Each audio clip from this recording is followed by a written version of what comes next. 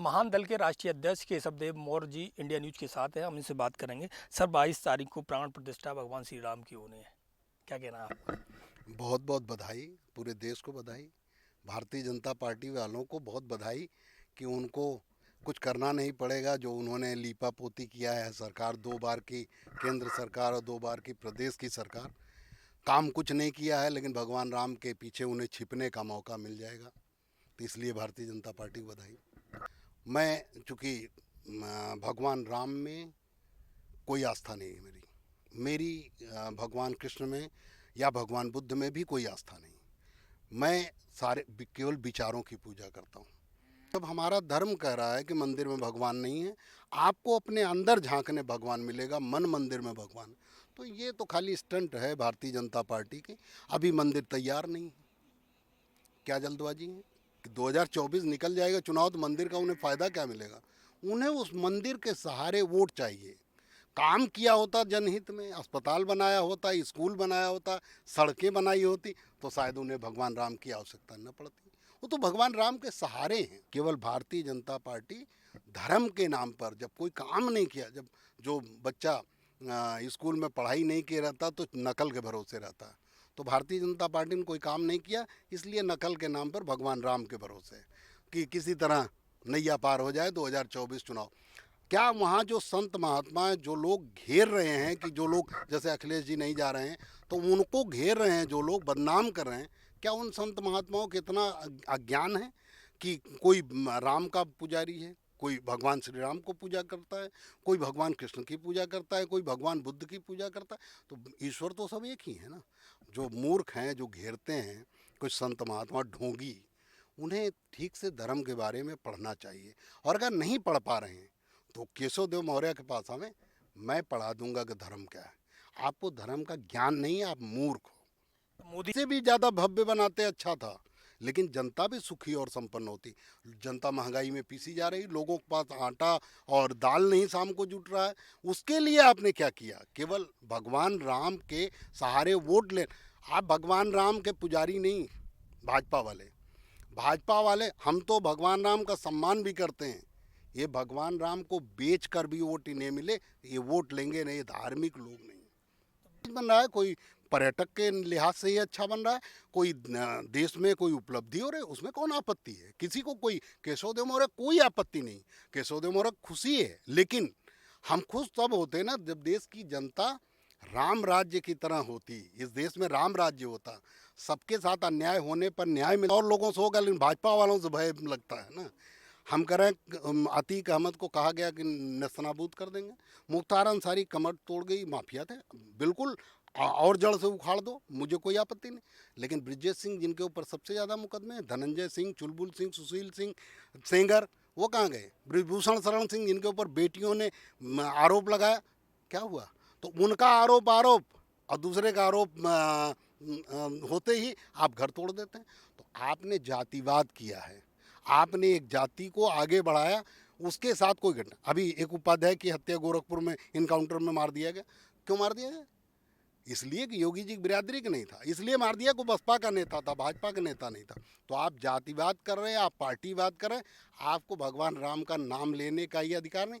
आपने तो पाप किया है। मणिपुर में 2 समूह लड़ रहे हैं, मर रहे हैं, हजारों की संख्या मर गए, बलात्कार हुआ, नंगी टहलाई गई महिलाएं, और आपका प्रधानमंत्री गया ही नहीं, मोदी जी गए नहीं, और आप कह रहे हैं भगवान राम आप जाओगे ना तो आपको बाण से मारेंगे, धनुष बाण से मारेंगे, और आप वहाँ मारेंगे जहाँ आप रो नहीं पाओगे। तो आप कुछ न, आपने कुछ किया ही नहीं। कोरोना में भूखे प्यासे लोग मर गए। यहीं बगल में राजस्थान में हिंगोनिया गौशाला है, वहाँ भूखी प्यासी गाय मर गई। बनारस में गाय मर गई, कुत्ते नोच नोच खाए आप। और उसके बाद कांग्रेस की सरकार में बीफ, गाय का मांस और भैंस का मांस बेचने में भारत दुनिया का 7वां देश था, आज दूसरा देश है। आज कई हजार टन ज़्यादा बेचा।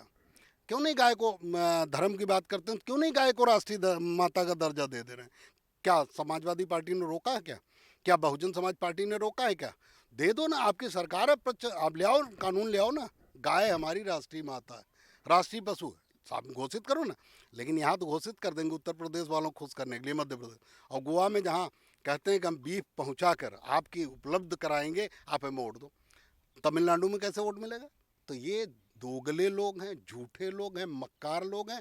भारतीय जनता पार्टी के दलित पिछड़े इनके धर्म के झांसे में ना आए।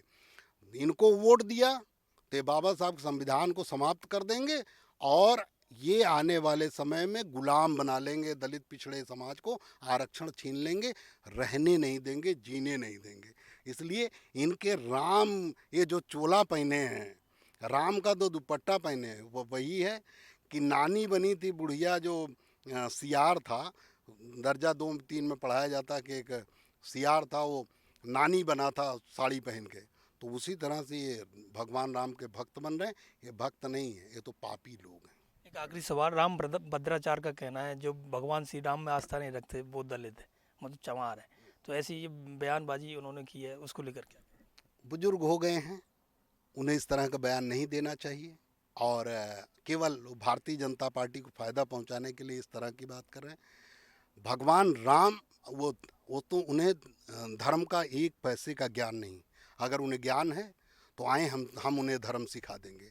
धर्म में जब भगवान कृष्ण ने खुद कहा है या सारे भगवानों ने कहा है कि हम निराकार भी हैं, साकार भी हैं, तो राम की पूजा होने के क्या मतलब? इसका मतलब जो मूर्ति पूजक नहीं है, जो भगवान के निराकार स्वरूप की पूजा करता है, वो नीच है, चमार है। चमार का सेंस आप कुछ भी बाद में कह सकते हैं। जैसे किसी को माँ बहन गाली दे दो, उसके बाद कह दो नहीं हमारा मतलब ये था, मतलब कुछ नहीं। जो अब अगर मतलब पे आ जाए, सत्यता पे आ जाए, तो राम कब पैदा हुए थे, कहाँ पैदा हुए थे, तो आदमी सत्यता इतिहास से खोजेगा।